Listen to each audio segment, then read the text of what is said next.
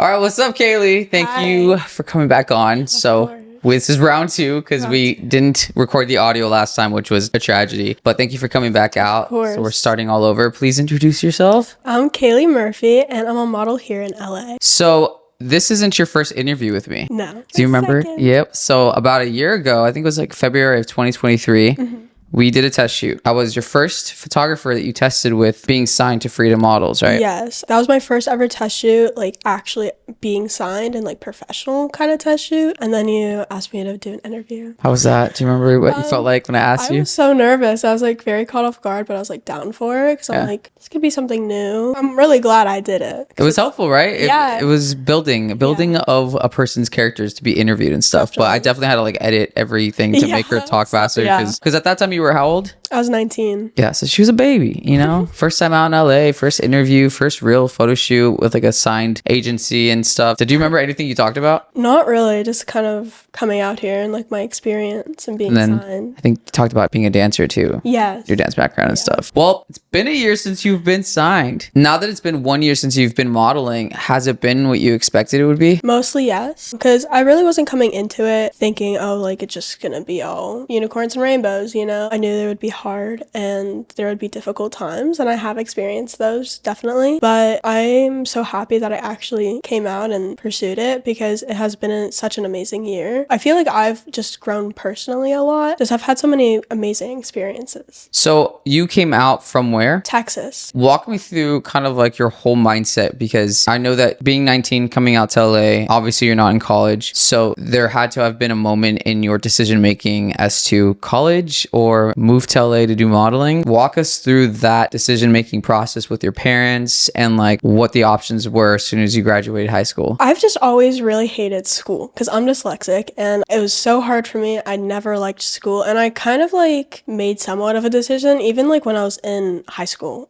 middle school. So I was like, just from middle school, I was like, I don't even really think I want to go to college because honestly, I mean, I'm still in middle school. I still have time to figure it out. But the longer it went on and the older I got, I'm like, I just have no idea what I would actually want to go to school for, let alone like where I would want to go to school. And like I definitely thought about it. It was modeling and moving out here was a kind of a spur of a moment thing because I've always wanted to be a model. Like it's always been in the back of my mind. My dad was a model when he was younger. I actually went to an agency in Dallas when I was a lot younger, maybe like 10. They did want to sign me, but the contract was just not good at the time. And then also I was just in dance full time. I was in school. It just didn't work out at the time, and also I was just really young. But yeah, so when I kind of thought, I have no idea where to go after high school, and I have no idea what to do. Like modeling came up, and my parents are very supportive. Like they're like, let's try to figure it out. We kind of did some more research, and I have an aunt out in Orange County, and she had some connections of like to a hair and makeup stylist, and he's also a photographer. So I came out for about a week just to visit her and kind of like just see where I would be, because if I actually did move out, I would be living with her. I went back home and I was like, you know what? I think we should just go for it. Let's just try it. I prayed about it a lot. Your parents didn't like, hey, you got to go to college. They didn't put that like traditional pressure on you? No, not really. I mean, they were like, we'll support you in whatever you want to do. But like, they both knew I struggled with school a lot. And like, I would try to stay home from school like at least 2 or 3 times a week. Like, it was really bad. What was your GPA when you graduated high school? I don't even know. I mean, it wasn't bad, but like, I mean, I graduated. I just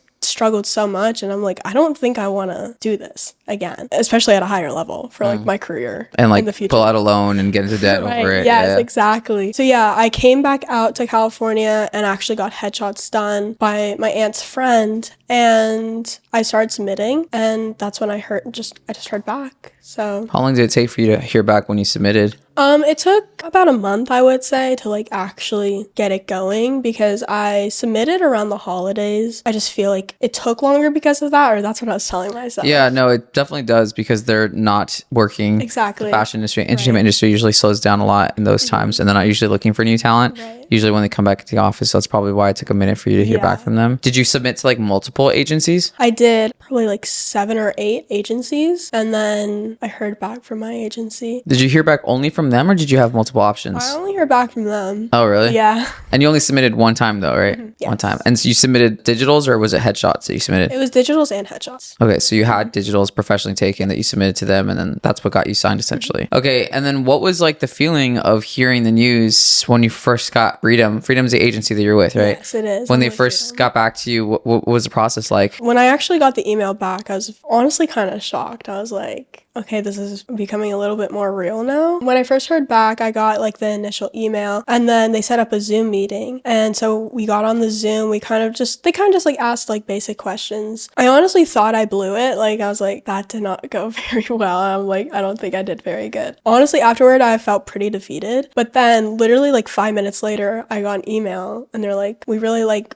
your look and we want to like send you over a contract. I was in disbelief. I was like, there's absolutely no way this is happening right now. Like, I emailed them back. I was like, thank you so much. And then I also took a few days to look it over with my parents, my grandparents, just everyone close to me. During that moment or during that time, what were your expectations of what a modeling career would look like, especially for you? I mean, honestly, I didn't have very high expectations because, like, obviously it's slow in the beginning. Like I said before, like, I knew it wasn't going to be like all sunshine and rainbows and everything perfect and just sitting pretty in front of a camera. Like, I knew it would be a struggle because then I was moving away from my whole family. Like, my whole family still lives in Texas. So I was like, this is going to be a challenge. But as far as like research and the things that you looked into, did you prepare to see like, okay, what does life of a model look like? Like, how much money do models make? Like, did you have any preparation or any like education that informed you on like what this path would look like? I wouldn't say like any like super like deep research. I mean, I knew models made pretty good money most of the time, and like obviously depends on the job. I was working at Anthropology before I moved out, so I had a lot saved, or not a lot, but it was like enough to get me started and like to get me through. And you had no debt, right? No. No debt. No. And do you have a car here? I do, yeah. Okay, so you came with the car, Yeah. and the car was paid off, and you had savings. Yes. Okay, so that's how we want to come to LA, you Right, guys. You want to yeah. come? That's exactly the scenario that you want to come. Yeah. So yeah, I mean, I was definitely very nervous because I was like, there's so many aspects of it. But I was like, you know what? I have enough money to like get me through for a little while, and I have a free place to stay because luckily I had my aunt out here. If worse comes to worse and it's just not working out, I can just go home. Right, you know, an exit plan. Yeah. Exit strategy. Exactly. Since you've been signed, what brands have you had the chance to work with? Gone to work with some like really amazing brands. I would say my top client right now is PacSun, but I've worked with Elia Beauty, I've worked with Anastasia, Reebok. What was your actual first booking? My first job was Elia Beauty. Did you know who they were before you worked with I them? did. I mean, I didn't own any like product or anything, but I've definitely like heard about them and seen their product. So when you got that email, what was that like? Well, What did your inbox say when you got that ding? it was like, What was the Elia, subject? Whoa, my first call sheet. Like, it's like insane. Did they call you or they just emailed you that you got booked for a job? No, I actually went to a casting for them. Oh, okay. So it was actually my first casting. I was like very shocked that I got it. Like took a minute to like sink in. I was like, wait, that was my first ever casting, and then now it's my first ever job. How long were you signed until that first job came through? How long did it take? I want to say about 2 or 3 months. Okay, not bad. And then in between those months, how many test shoots were you doing? So many. Oh my gosh. I came out here without like any Solid portfolio. Right. Like I didn't have a portfolio or a book. So they were really just building up my book. I probably did at least 10 to 15 test shoots. That's good for the first 3 months. How much of that content when you shot with those photographers did you keep and were you able to post on your Instagram? I would say most of them emailed me the pictures. Like being completely honest, if I didn't get pictures back, I would email the agency, be like, hi, can I see them? That's good. You should, because I think Yeah. every model needs to be able to, like when you're doing a test shoot with a photographer, especially through your agency, you want to get the photographer's contact information because sometimes they will send the images to their agent, but they won't send it to you. And you want to have like a direct connection to them so that you can get the photos because you always need content for social media. Yeah. Did every test shoot you do, were they able to produce usable images for your portfolio? Or did you notice like, okay, this photographer, or like these test shoots were kind of just like this photographer learning something? Like, did you get to gauge like kind of the worthiness of each shoot that you did and how beneficial it was ultimately for your portfolio? Yes. I mean, obviously, I don't really know that side of it that well, like what they can and can't use. I definitely noticed that they used more pictures from certain shoots for like social media and my portfolio, and then just also online. I feel like they left out several of test shoots. But yeah, I would definitely say like they favor Certain images. And like when you look at your portfolio, well, how often do you look at your portfolio, would you say? probably at least once a month, if not more. Okay. And like, could you gauge like, oh, I kind of understand now like why they're selecting certain images? Have you been able to tell? Honestly, no. I mean, I'm because like I look at my portfolio sometimes. I'm like, I definitely like other pictures better than the ones that they chose. But I mean, I feel like they chose those for a reason. Yeah, sometimes. I think in most cases, if you're testing on your own and sending them the pictures, you send them only the pictures that you like to them. Don't send them the entire like selects from the test shoot. If it's a test shoot via the photographer is sending the images to them, then obviously you don't really get as much of a say. But you could also express that to your agent. Like, hey, I don't like this image. Assuming that you have a good relationship with them, they should respect that. Or they can give you an explanation. Hey, we like this because of X, Y, and Z. That's kind of how you have a little bit of control over your portfolio. Otherwise, it's kind of difficult because I hear that a lot of times. Or I'll look through a model's portfolio and I'm like, why did the agent choose this picture? Like more times than none. That's why I'm like, you better be careful, you guys, because just because someone is an agent at a reputable agency does not mean that they know how to market and brand a model. So of all the jobs that you have done so far, what were some of your favorite jobs that you had an opportunity at doing? I would say I've had a handful of PacSun jobs that I like really enjoyed. I mean, everyone at PacSun is just so sweet, and like the whole crew, it's like a regular crew, and I'm like they make me feel comfortable being there. So When was the last time you shot with them? about a month ago. Are you in stores right now then? Yes. You're in stores right now? Yes, I am. For Nice. the spring campaign. Awesome. Yeah. How did it feel seeing yourself in stores at PacSun for the first time? Honestly, crazy. I mean, me and my roommates actually like made a little day out of it, and we drove to the nearest mall and just like went. I got dressed up, and I was like, "Oh my gosh, it's me!" Did your friends back at home see it? Have they been Yes, texting they you and did. stuff? Yeah, like photographers that I've worked with, makeup artists that I've worked with. Even my friends have like sent me pictures on like they've like seen ad on Pinterest, and I'm like, I'm on Pinterest. Like I know that sounds silly, but I love Pinterest. How did it feel though, like to actually like see yourself in stores? Like, were you shocked? Like, what did you A feel? little bit, yeah. I was like, I feel like I'm actually doing something with this. You know, I was like, this is crazy. Like I was in shock, and I was like, that's me. You like walk into a store and you see the pictures and you don't really think anything about it, you know, from like a normal person's like perspective. Were people walking around like customers at the store like, that's me? And it was like, oh my God, that's so exciting. It was actually funny. When I walked into the PacSun for the first time to see myself, I like, not gonna lie, I freaked out. I was like, this is crazy. That's me. All the workers were like, that's you? And I'm like, yeah.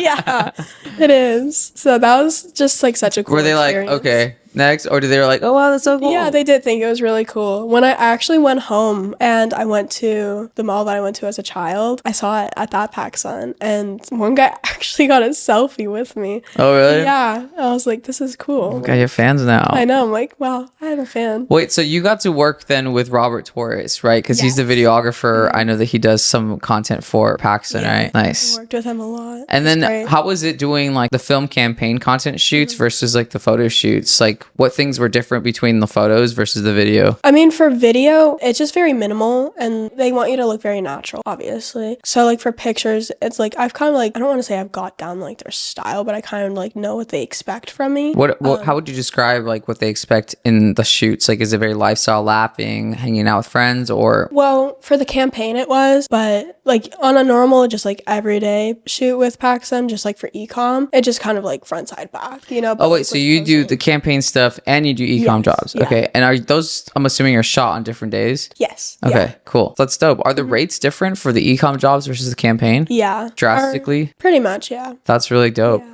And so how many times have you shot with them? At least 8 times. Oh wow. Yeah. That's dope. Probably. I mean, I've lost count. Yeah. No, that's good. Just from like a campaigner just e-com. How do you think you've grown as a model since the first time you came in here? And like, do you think you perform better in front of the camera, confidence wise, how you carry yourself? Like, how do you think modeling in the last year has changed who you are to make you like a better person? I definitely do feel like I've had a lot of personal growth, just like with myself and just being on my own, honestly. But then in front of the camera, I do feel a lot more confident. Like I'll watch our first interview sometimes. I'm like, wow, like what was I doing? But I have to give myself some grace. Like it was my very first time pretty much in front of a camera professionally. Even like photographers have given me feedback. They're like, wow, like you're very professional and you know what to do. And like that's just like really, I guess, rewarding to hear, because I'm like, honestly, at the beginning I didn't know a lot. Which is crazy because when I shot you for the first first time, like you were performing really well in front of the camera. you. I remember I told you I think it has to do a lot with your dancing background, because like the benefit of the people that want to be models is that they usually have some sort of training or at least an idea of what to do in front of the camera. But I know that you killed it for your first test shoot with me, and I was like super pleased to see how easy it was to shoot you. So if you were already good at the first time you shot in a test shoot, then I can't imagine how much better you've gotten since then.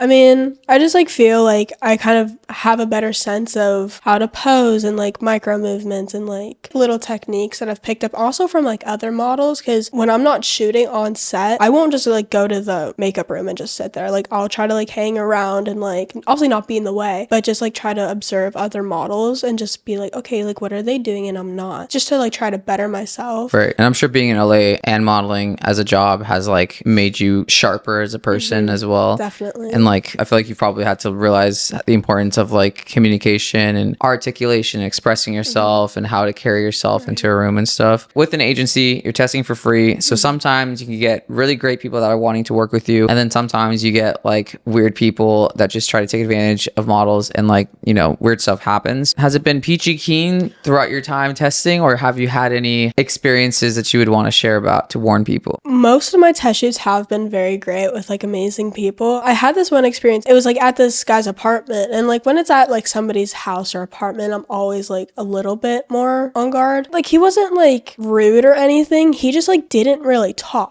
He just gave me clothes to put on. No hi or how are you doing or not anything? really. Like he's like, thank you for coming. like, Nothing. hello, you know, just kind And of. this was a photographer? Just like very basic. Like I didn't really feel uncomfortable. I'm just like, this is just very strange. Do they ask you, do you want to do this, or is it just kind of implied that you're going to do everything they send you? I mean, so I like felt comfortable going, but I do have the option of turning it down. But you also mentioned a designer the other day, right? Do you want to talk about that again? Yeah. This was actually for a job. When I got the call sheet, I was kind of shocked because the rate was very low. But I was like, you know what? Like right now I'm just taking every job I can get. I'm thankful for every opportunity. So I went in like about 10, 15 minutes early, and I was like, hi, like I know I'm early, but I just wanted to let you know I'm here. When I texted him, he texts back, he's like, oh, you're already there. Like, hold on, like I'm running late. So I was like, yeah, no problem. Take your time. He gets there, we go in. He was like, I'm shocked that you're already here. And like, he was just like very strange, his reaction. How many minutes late was he? About 10 minutes late. Oh, okay. Yeah. He just like seemed like so shocked that I was there early. And I was like, I'm just always early. Like, I'm sorry. On that note, though, I don't know if this is an LA thing or just like a general thing. Did you know that it's rude to be late and it's actually rude to be early? But in this context, you want to be early, but just not in the present, like in the room that you need to be in. Like you want to be like in the parking lot, like you said, waiting in the lobby. And how many hours is the shoot? It was about 4 hours. Like that's what you were anticipating it taking, because you were going to go to the next job after. Right, yeah. But then it just like the clothes weren't fitting me very well. Like and like I noticed right off the bat. Like I said, it was a smaller designer, so he only had one of each thing, and it was only one size, and it wasn't like adjustable at all. Like I just like right off the bat, I was like, I'm a little worried, you know. My thing is, I didn't go to a casting or a fitting for it, so I had no idea what to expect. But like you could just like tell like throughout the shoot, he was just like more and more like frustrated. Question, when they showed up late and when like you started noticing these things, did you talk to your agent about it? Did you message them saying, hey, just want to let you know the photographer's late, the designer was late? Like, did you mention that to them? No, I didn't, and that is my fault. I should have. I just like wasn't really thinking about it at the time. I definitely should have, and I definitely should have like told them. Actually, like the next day I was like talking to my mom about it, and I was like, I think I should email the agency, and I just never did. Yeah, a lot of models, when they're starting out, they forget that your agent, as part of their job, is to advocate for you on set, to ensure that you're being protected and that everything is going according to what the agreement is. And yeah, it's a good reminder to models that are out there, like, hey, if you notice something, like even if the photographer is late or whatever, email the agent, your agent, and tell them like, hey, just letting you guys know, I showed up, the photographer's a little bit late, I just want to notate that so that there's documentation. This is where you want to text your agent. You want to be on a texting basis, because you want to be like, hey, like I'm here at the shoot and I don't fit into these clothes. What do I do? And that way they're figuring out on their end what they got to be doing. Right. So the clothes weren't fitting. The designer was frustrated with you. How was it making you feel? Like just uncomfortable? I mean, I just like felt like I wasn't doing a good enough job, but I was like, I don't really think I could be doing anything else, because obviously like I show up and I'm always in the mood to do my best. And that's like my expectation is like perform, you know? And since I was the only model, you know, I felt even more pressure. Yeah. And then it just like took longer. And then like at the end, it was very, very rushed because since both of them were late, we didn't Right. start on time. I was like, I'm gonna have to leave soon. Like, I think I even stayed like an extra like 15 or 20 minutes so we could like try to wrap everything up and like make him happy. But yeah, it just overall it wasn't a great experience. And then actually a few days later, I got a phone call from my agent. She was like, hey, like, how did the shoot go? And then that's like when I told her, and I was like, just kind of everything. And then she was like, yeah, he emailed me and he was like, he wasn't very happy. And like, she was like, were you like bloated or something? And I was like, I mean, maybe. I don't really think so. I felt fine about myself, you know? Yeah, and they cut my pay in half. And then They cut your pay in half.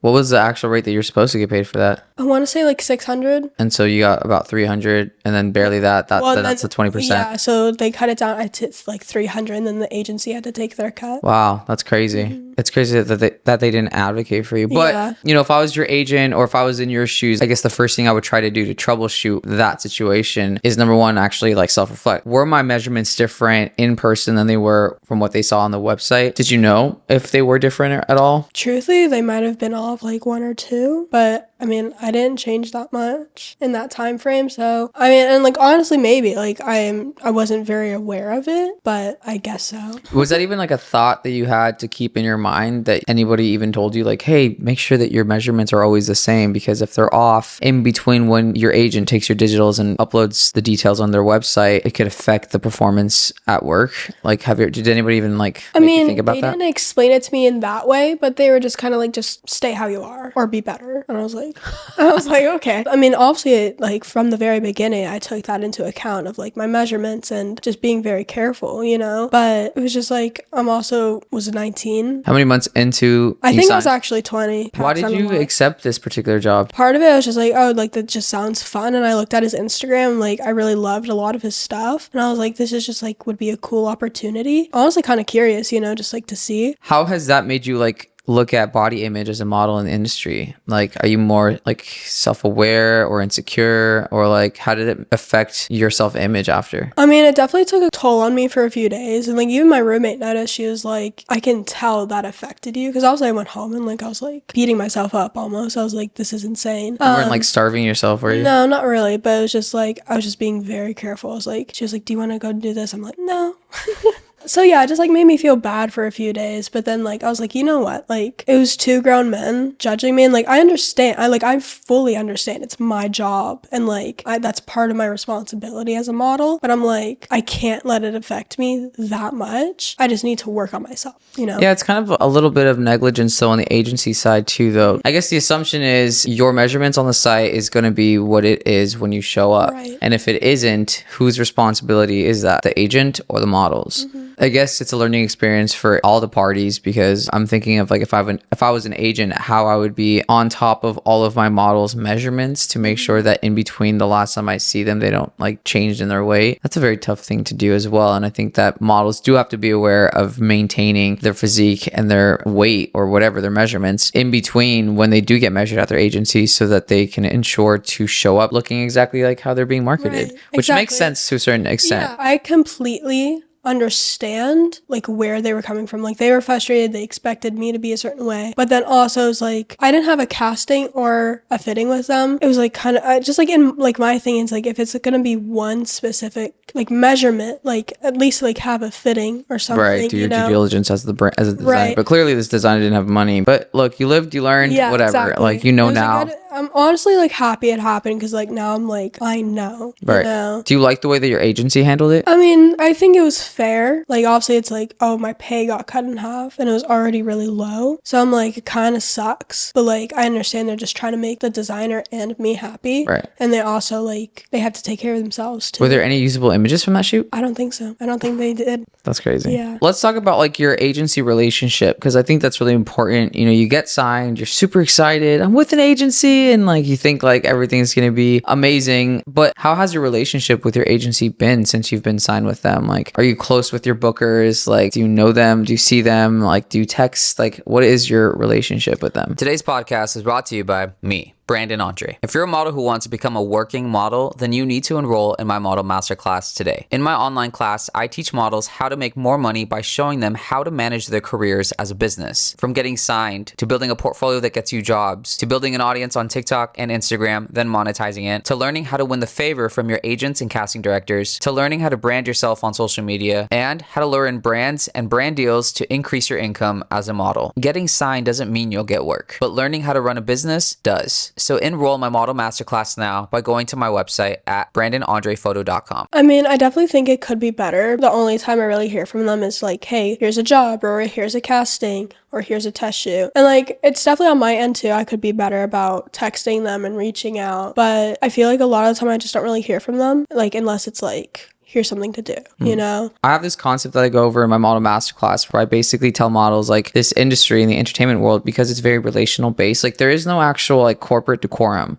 Like, you know, on TikTok, there's like corporate talk and stuff like that doesn't exist in the entertainment world because number one, we're all freelancers primarily, which means that we're doing this because we have a skill that we love doing and we're creatives. So we already don't act like the corporate professional world. A lot of us are very candid and casual. You'll see an email with just being like one-worded responses. There's no formality to it. In one way, it's really great because you get to be more casual in your relationships with your bookers and people in the entertainment world. And it's good to know that so you know how to interact with them. Right. But winning their favor over you is something that I teach because if you want to get more bookings as a model, if you want them to be paying more attention to you, because mind you, they're representing hundreds of models at their agencies, you need to stand out. You need to be memorable. I encourage models like, yeah, like you should be texting them happy birthday. You should be liking their stories, leaving comments on them, engaging with them. If it's their birthday, buy them coffee or donuts or whatever. Going into the office, most agencies should allow models to come in and just like pop in for a visit and just make face with your agents so that they remember Cailey. Oh, Cailey, yeah, she sent me flowers for my birthday. Or, oh, she's so sweet. She came over by the office the other day and dropped off some coffee. Like, oh, Cailey, she wanted to get some lunch or dinner or whatever. You know, like those type of things help your agents remember you and like root for you. It's important in every aspect of field, not just in the modeling world, but it's something that I encourage models to think about and consider as they approach the relationships with their agent, because it directly correlates into how much money you can make. Because when they're thinking of you, when a job comes up, they're going to be like thoughtful, like we want Cailey because Cailey's so sweet and like she's such a great person or whatever. And that's how you can influence how much money you can make as a model and grow, you know, your income. But on that note, since you've been modeling for a year, is modeling your full-time main source of income, or is it like a part-time thing and you work doing something else? What is your situation? Right now, it is my main source of income, but I've definitely like thought about it. I'm like, I kind of just like want a part-time job, like just for the money, just like extra side income, but also just like to be doing something while I'm waiting. The reason I haven't gotten a part-time job yet, I'm like so worried. I'm like, what if I'm like scheduled to work and then I get an email saying I have a job tomorrow, but I'm scheduled. Like I said, I just have a lot of anxiety about that kind of stuff. I feel like that would just cause a lot. Like telling your agent like, hey, I have a job, or your employers, hey, like I have a casting. Exactly. And yeah, it's kind of a situation that a lot of models go through. They're like afraid to get a job while they're waiting for jobs because, you know, you kind of have to be on call essentially. Now, does that mean though that modeling hasn't been a sustainable enough income to where you can only depend on it? Which, spoiler, it never is when you're starting out. Exactly. But I mean, in your experience, you've been able to sustain yourself living in LA just off of modeling, right? Yeah. So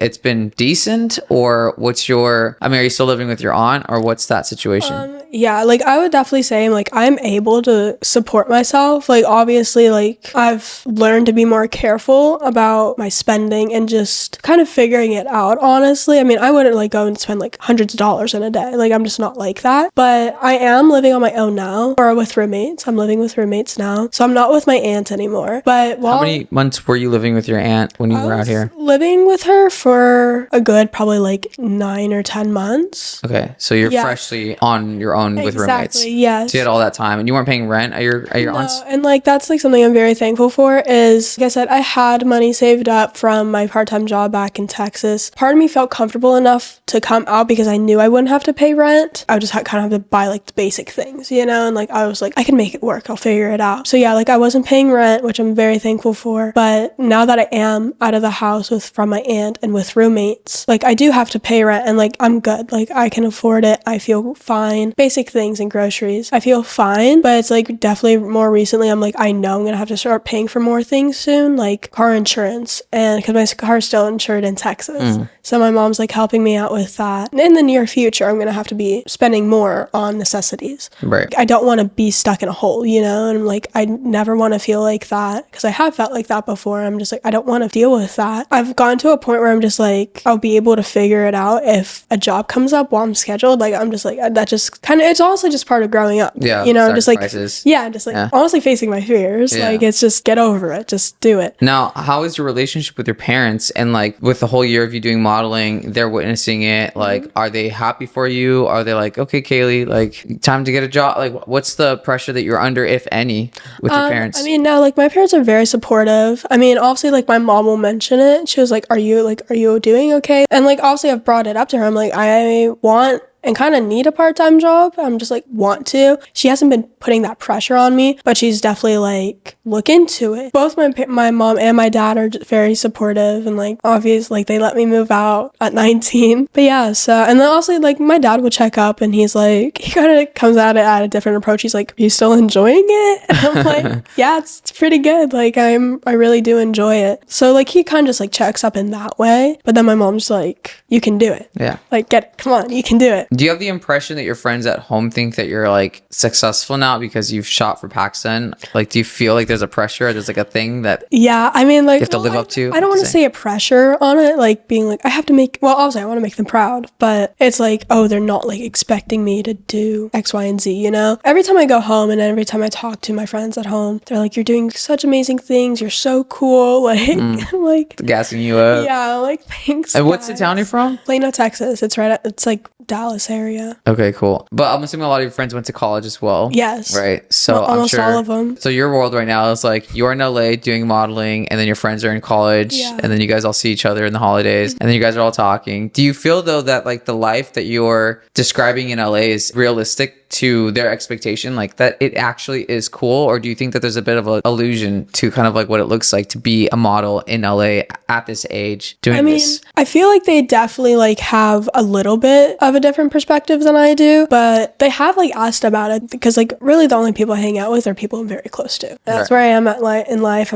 I only hang out with my close circle of friends. So I am very real with them. I'm like, you know, sometimes this sucks and this sucks. I am very open with them. I feel like they do have an idea of like what actually goes on and like how it actually is for me. But obviously it's like your friend moves out at 19 to move across the country to like do something crazy. So you've been signed for a year and you're a female model. How much money did you make in your first year modeling? I want to say about $21,000. $21,000. Now, was that what you were expecting to make? Was that lower or higher? What was your reaction to learning that that's how much you made in your first year? I mean, honestly, I felt proud of myself because like I know it's like not a huge amount of money, but it's like my first job was in April. So from April to I think I like found that number out like around December or January. That's how much I made in my first year. And it wasn't even like a full 12 months, right? So your first job was in April of 2023. From an actual starting point of working your first job, April to April 2024, it's probably a different figure, I would imagine. Yeah. Probably a little bit more too. Yeah, So I you really were know. saying that you're proud of yourself, but did you have any expectation of like how much you were expecting to make?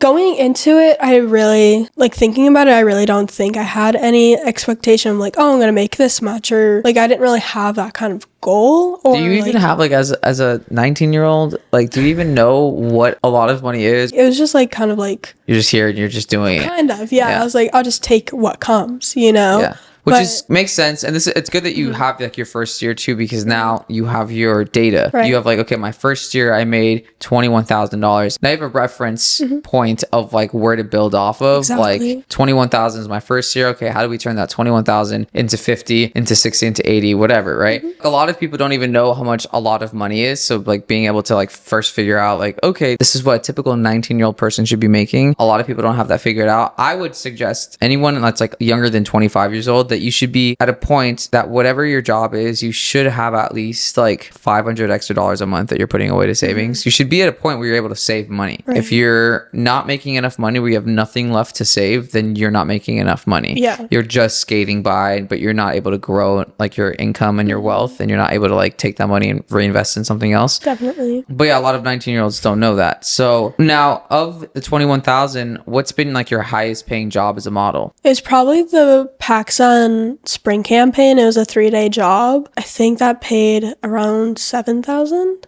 Oh, it's not too bad for 3 days. Okay, nice. I think might be wrong, but I'm pretty sure it was around that. Around that. I do know that was my highest paying job. And you've had that particular campaign Yeah, it was only one time. So you've done one campaign with PacSun so far. But you've done the e-com and all the other stuff. Yeah, Are the campaigns the same thing as social media content shoots? Or will they call you in specifically for like, we're also just doing content for Instagram? No, they haven't done that for me yet. I mean, I did a Halloween shoot with them. I don't want to say it was like a campaign because like it wasn't in stores or anything, but they did like do like digitals and video. So, and that was actually a first job with PacSun. Oh, the Halloween thing? That was like your intro? Yeah. And then they fell in love with you and like, Yeah. we need to bring her back. Pretty much. How was it shooting for their ecom? Like, was it exciting? As exciting going on the website? Like, that's me doing all these Yeah, it's different actually poses. really cool because like I said earlier, they're very easy to work with and I really enjoy working with them. Like if it's not like the Halloween thing or the spring campaign, like they'll have me come in just to do e-com shoots. So yeah, it's honestly been really cool because a lot of people shop at PacSun and then like a lot of people from back home were like, that's crazy. Like I saw you on a PacSun website. Even like for the spring campaign, I had like random people messaging me like, sending me pictures of me in the mall from like where they go to college, like somewhere like in Arkansas and like Oklahoma, like all over. And then How do they find you? That's so interesting. yeah. People would like text me being like, I was just watching YouTube and a PacSun ad came up and it was you. And I was like, crazy. When you shoot the ecom stuff, do they have a headquarters that you go to? One is in downtown LA and then the other one is in Anaheim, actually. Their headquarters is in Anaheim. Oh, that's dope. Yeah. That's really cool. What were some of the things like being, I call this like civilian, right? Like being a normal civilian outside of the industry and then like actually being on set with the production on a shoot. What were some surprising things about how ads are produced that you learned being a model versus like when you were civilian? Yeah, I've honestly thought about that a lot and I've actually talked to like some of my friends about it. It's honestly kind of shocking. It's like you don't realize how much goes into like a commercial or honestly just like a campaign. It's just because like I said earlier about like walking into the store, it's like a lot of the time you like see like just a random ad for anything on TV or like a makeup campaign or just like walking into Sephora and you see the pictures, you kind of just like assume like, okay, it's like nothing special. But now I'm like walking into like places and certain ads that I see, I'm like, I think of all like the different aspects of it. Because also I've like been on like where they shoot like commercial like content. I'm like, this is like crazy how much goes into it. It's definitely like a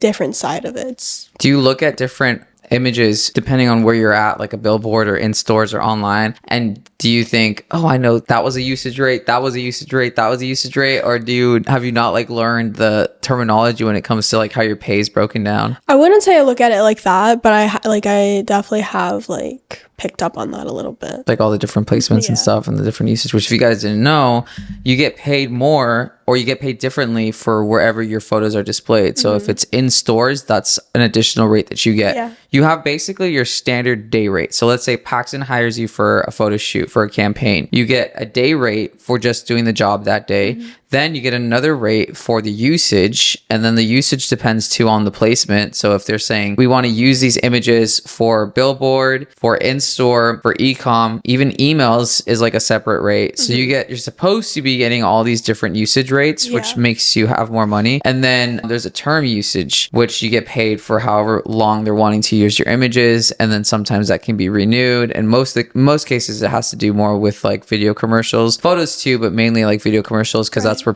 models that do commercials get paid hella money for those types of deals. But you haven't done a commercial yet, right? No, not yet. Just like these video clips for PacSun. But I'm definitely trying to get into that. Do you have any acting experience? I mean, I did theater for like a couple years when in like middle and high school, but You gonna get into acting? nothing. I kind of want to. I have been looking into it. Yeah. Yeah. Gotta see your acting chops, you know? Yeah, if you want to do commercial work, shoot, I think that would come in handy. Yeah. Especially because you could get represented with a commercial agency for acting. That's or something just- I'm actually working on right now. Okay, see, I'm already helping you now. I'll be your manager. Are there any brands that you're hoping to work with, like as you progress in your career as a model? I mean, yeah, there's definitely like specific brands, but honestly, like as a whole, I would really just love to get into more like luxury brands. Like I would love to work with like Dior and Chanel and like, So high fashion. yeah, like high fashion. Like, I mean, I would love to do runway, and I've taken a couple of classes for runway. Just like my agency will send out like, here's like a little like class that you can take. Like in-person class? Did you have to pay? It's this one lady, she like does it for a living. She like travels all over and like will teach classes at agencies. Interesting. That's interesting. Well, they should be hiring me to teach their models a business. Yeah. I didn't know that they were doing that. I thought they would just like be training them themselves or Yeah, it's obviously something to work on your own. Yeah. But just obviously it's just part of the job to like keep up with Right. it. I'm but sure it's really helpful for it's them like too. kind of just like, oh, like here's what to be thinking about, do this and that, you know? Yeah. Have you had an opportunity to test out different markets around the world to do modeling in? Yes, I've had 3 meetings with 3 different agencies. 2 of them were in London, and then one of them was for Asia representation. All of them were pretty early on, like I would say in like the first like several of months, or at least the first 2, which were for Asia and London. Honestly, maybe I just wasn't ready, and then also just like wasn't what they were looking for. Yeah, I think it has to do with your book too, because usually if Definitely. someone is interested in your look, they're going to want to see your portfolio and see like how does she look like. And your book is probably tailored for the LA market, which means that if you want to explore any of these other markets, you have to develop a book that's more high fashion fitted. But I don't know, it's tricky because sometimes like even if you were to like, let's say go to Asia and like you go to Korea, for instance, you may work, but it might not be a lot of money because the conversion rate, that's where it can be kind of fickle because at that point you're just doing it for the traveling experience. And at the very least hoping that whatever you make in those markets pays off what you actually invest being there. Because, you know, I'm sure, I hope you do at least. When you travel and you go abroad, you actually have to pay for everything and you're hoping to get booked out there. And if not, you're paying out of pocket for your stay, for the food, for any expenses, for the flight out. Your agency doesn't pay for jack when you do that. Right. Well, hopefully you get to experience traveling in one of those markets and getting a lot of work. If not, hopefully like you get a dope client that wants to fly you out somewhere dope and do a cool shoot. How have you noticed social media been a factor in how much jobs you get as a model since you've been doing this? I mean, I've just like heard from other people that when a client is like interested in you, they usually just look at your Instagram and they're like, am I risking it with her or do we feel comfortable? How many followers do you have on Instagram? I only have about like 800 and something. So Ooh. like, I know, I'm just I kidding. know.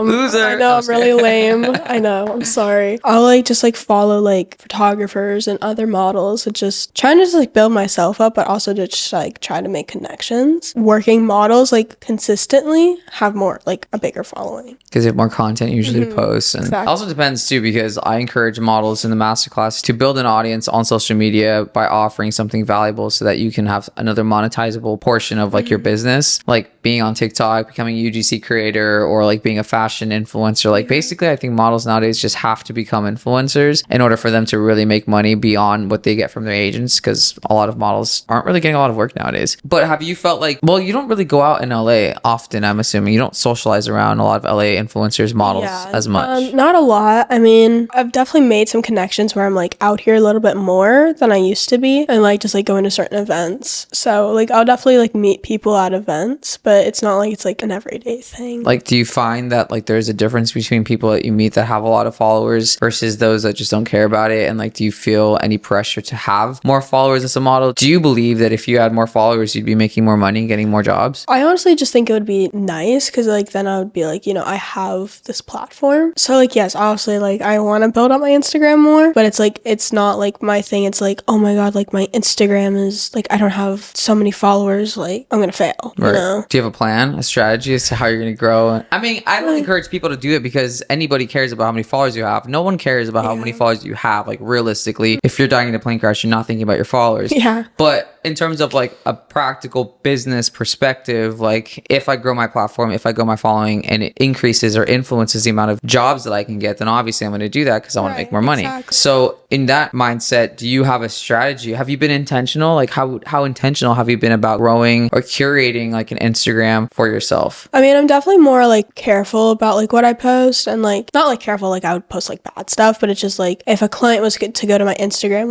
would this look good? Was like, does this look professional? professional. So like I kind of think about it just in more in that way. It's just like, how does it appear to other people? You know, I'm like, I'm not just posting it because I like it. Right. You know, Have you watched my Instagram model review series? some of them, What do you think of those? they're good. Are they helpful?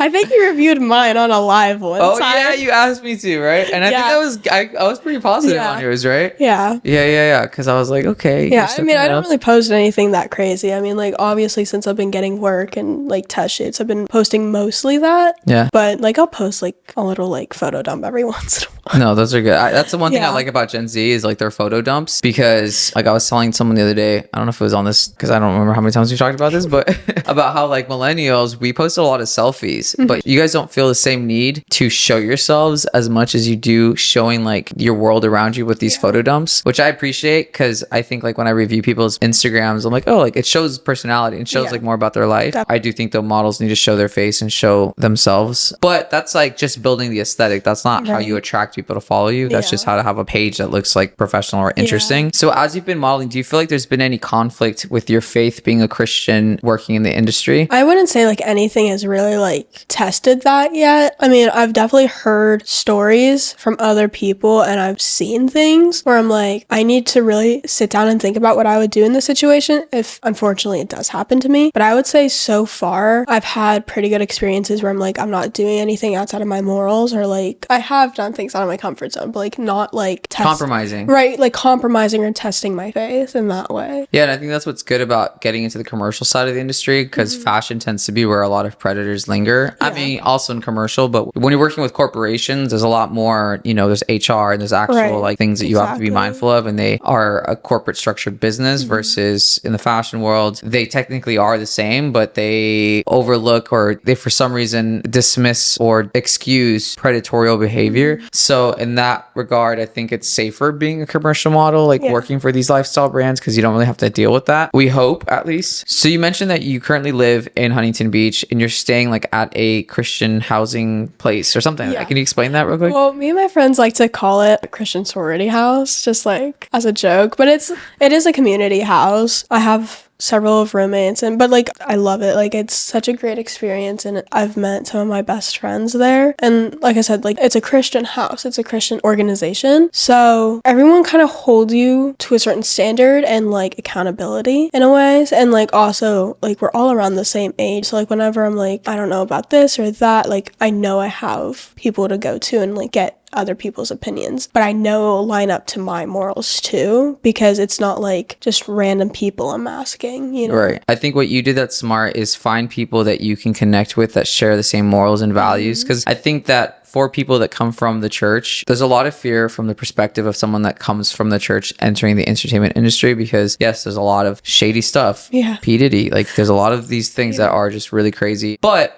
there's ways to avoid that ever being your story. And I think it first starts by building a community among people that share your same values, that will support you, that will be there for you, to hold you accountable, but also to give you wisdom and discernment, especially in the entertainment industry. Someone that I was serving with, because I serve in kids at my church on Sundays, he comes from Alabama, and obviously I'm from LA area, I'm from Chino Hills, but he was saying, you know, the one thing that makes church in LA different is that people choose to be Christian here. In other parts of the country, especially in Alabama, people go to church because it's very traditional, but it's not really deeply rooted. But in LA, where no one really chooses to be Christian here because everyone is basically living for themselves here, to choose to go to church, to choose to be a part of that is an indication that it's meaningful. It means something to you. And so when he told me that, I was like, oh, I didn't really realize that that's true. Like, who comes to LA to be a Christian? You know, who comes to LA to serve God? Everyone comes to LA to serve themselves. So when he said that, I was like, actually, I had a lot more respect for those that I go to church with. That's actually really cool. Like, I really love that you said that, because like that makes me look at it in like a completely different way. Because like I'm from Texas, I don't want to say it's like a traditional thing, but it's like kind of like everyone kind of goes to church, you know? Like there's a lot of churches, you just hear about it a lot, you know? But yeah, and like I definitely feel like my faith has been tested while I've been here, and like not even just in LA, like in Orange County, it's like I had a church while I was living with my aunt And like I got really involved and like I was going almost every day. And like it was really great. But then like as like stuff started to pick up and then I was moving, I was just trying to figure so many things out. I do feel like I was tested in a lot of ways. I feel so far from God and like I don't know what I'm doing. Well, I continue to like pray and like read my Bible and everything. But then I actually found another church after I moved and I feel so close to God now. It's like more than I did in Texas, you know? It's like I feel like moving really tested a lot in me and then it worked out. My encouragement when people come to LA for the first time or any big city, I actually don't know how people can find genuine friendships. Not saying like that everybody in church is genuine, but number one, I don't think you can do anything in the entertainment world alone. Like I don't think anybody should ever do acting, modeling, singing, dancing, whatever alone. You need a community of people. But how you find those people and how you ensure that they're somewhat genuine is very, very difficult in these big cities because we know like most people are kind of like out looking for themselves. I knew that the first place I needed to go to was to find a church to get involved in. And since I've done that, I've been out here since September of 2022. Like I have too many friends. Like I have too much, you know, there's a lot of people that I know, which is cool. It's a blessing, but I'm not alone. And I have people that love me, that care about me and that are supportive of me. You came to my release party. Like a lot of people there are from my church and stuff, right? That's my encouragement to other people that if they're going to come to LA, like try church as like one of your first places to find friends, build community, because you're going to find a lot of creative people here that you can resonate that you maybe can't or couldn't wherever you're from in the small town because you have a lot of artists here and stuff. But what would you advise young female models looking to get into this industry now that you've been doing this for 1 year? I mean, I would say definitely look into it and try it if you feel passionate about it. I wouldn't advise you on just like jumping into it and being like with like no like plan or anything. I would say like try to like really think about it, see if you actually want to pursue this. I mean, like I said, like I pursued it because I was kind of at a dead end, you know? What are things that they should consider, like the pros and cons? Like give us some cons to consider. Cons would say it's not very consistent, like not all the time. There are slow seasons and even you never know when that's going to come or go. So definitely just like be prepared for a lot of waiting and just preparing yourself, I would say. Like a lot of people think modeling is just sitting there and smiling. It's not. It's a lot more hard work than that. Don't go into it thinking it's all going to be amazing and easy. Okay, cool. Cailey, thank you so much for doing this for the third or fourth time or however many times we had to try to make this thing work. I wish you the best in your career. Thank you. And I can't wait to see what the next year is going to do. And we're going to be working on a test shoot soon too. So we're going to be able to add to your portfolio. But yes, thank you so much for coming and look forward to big things for you. Thank you. I appreciate you having me. Thanks for listening to today's show, and don't forget to hit that follow button to be in the loop when a new episode drops. Be sure to check out my model masterclass by visiting my website, brandonandrephoto.com, or by clicking the link in my bio on Instagram at @thebrandonandre.